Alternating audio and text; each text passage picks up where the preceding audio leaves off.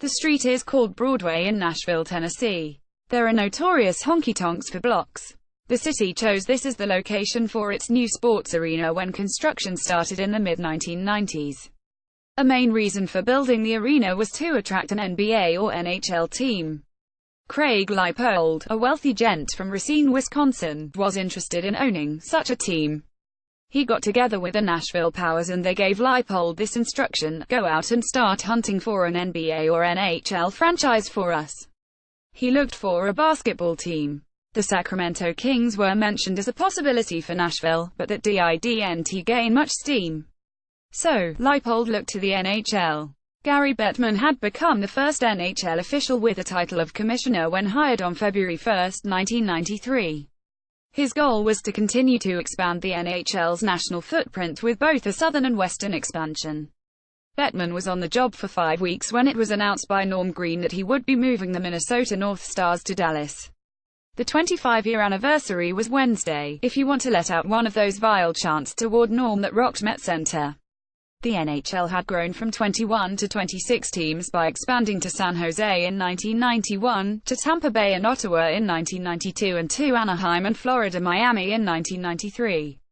Also, the North Stars move to Dallas was followed by Quebec to Denver, Winnipeg to Phoenix and Hartford to Carolina. All of this happened in 6 years, and then Leipold and Nashville were able to land the 27th franchise for the 1998-99. Bettman was derided for years as loudly in many hockey arenas as was the Cowardly Green, a villain in absentia, in those final days at Met Center. There was a perception that he messed up the NHL by placing franchises in and allowing moves to non-hockey locations. Except, a quarter-century later, the expansion and the relocations of the Bettman era have done more to enhance the sport than even he might have imagined. There have been failures. Atlanta ignored Major League Hockey for the second time, providing Winnipeg with a second chance for NHL success that it has seized. Phoenix has been a mess, the Florida Panthers don't draw, and Raleigh-Durham has turned blasé about the Hurricanes after winning a Stanley Cup early 2006 in franchise history. Every major league has a few clunkers when it comes to attracting crowds, even the NFL.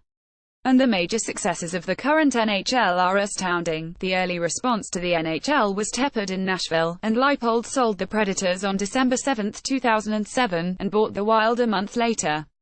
Now, the Predators have had a couple of playoff runs and a place in bonkers for hockey. And now this: there was no league that seemed better suited for Las Vegas than the NBA, with its star power, with its glitz, yet the NHL beat them to Vegas. Then, Bettman gave the Golden Knights a great deal on players for a big price, $500 million, and hockey is the greatest thing going in a city with great things going every night. Next, the NHL is going to beat the NBA to Seattle. For 41 years, the Supersonics were part of Seattle's soul, and when it wasn't quick to build a new arena, the alleged genius David Stern allowed the franchise to move to Oklahoma City. Really, you're going to trade the Seattle market for Oklahoma City? Forget the arena in OKC. The Seattle market has 21.5 million more people. Nashville, Tampa Bay, Las Vegas, and soon Seattle, alive with hockey fever. And the NBA finds itself relocated in secondary markets such as Oklahoma City, Memphis and New Orleans, now small with a low economic base. The expansion to the south and the west has worked without a doubt, Leipold said this week. To see Tampa as a tremendous hockey market, to see Nashville, the success with Anaheim, San Jose, and now Las Vegas.